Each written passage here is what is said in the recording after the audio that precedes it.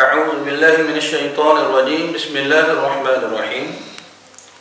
آج میں آپ کے سامنے ایک ایسے سوال کا جواب رکھنا چاہتا ہوں جو سیدہ عائشہ رضی اللہ تعالی عنہا سے کیا گیا۔ حضرت عاصم بن حمید رحمۃ اللہ علیہ نے یہ سوال کیا، اور یہ ایسا سوال ہے جس کے بارے میں اماں جی نے فرمایا کہ یہ آپ سے پہلے کسی نے بھی سوال نہیں کیا۔ اور وہ سوال کیا تھا؟ سوال یہ تھا کہ رسول کریم صلی اللہ علیہ وسلم جب تہجد کے لیے بیدار ہوتے تو آپ تہجد کا آغاز کیسے کیا کرتے تھے؟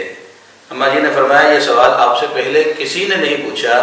پھر اماں جی نے جواب دیا، جب آپ صلی اللہ علیہ وسلم بیدار ہوتے آپ 10 مرتبہ سبحان اللہ پڑھتے، 10 مرتبہ الحمدللہ پڑھتے، 10 مرتبہ لا الہ الا اللہ پڑھتے، 10 مرتبہ سبحان اللہ، 10 مرتبہ لا الہ الا اللہ۔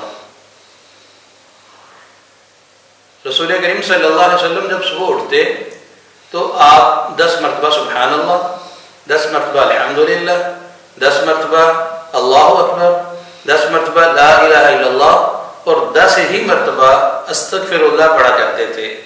جب آپ یہ پانچوں ذکر 10 مرتبہ پڑھ لیتے تو پھر آپ اللہ سے دعا کرتے تھے، اللہم اغفر لی، اللہم اہدنی، اللہم ارزقنی، اللہم عافنی، اعوذ باللہ من ضیق المقام یوم القیامہ۔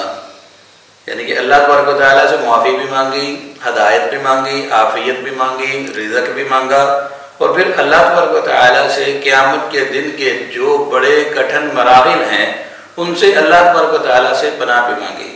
تو آئیے ہم تہجد کا اہتمام کرتے ہیں، ہم رسول کریم صلی اللہ علیہ وسلم کی سنت کے مطابق ہم اٹھ کر ان اذکار کے ساتھ ہم اپنی تہجد کا آغاز کریں۔ اللہ ہمیں عمل کی توفیق عطا فرمائے۔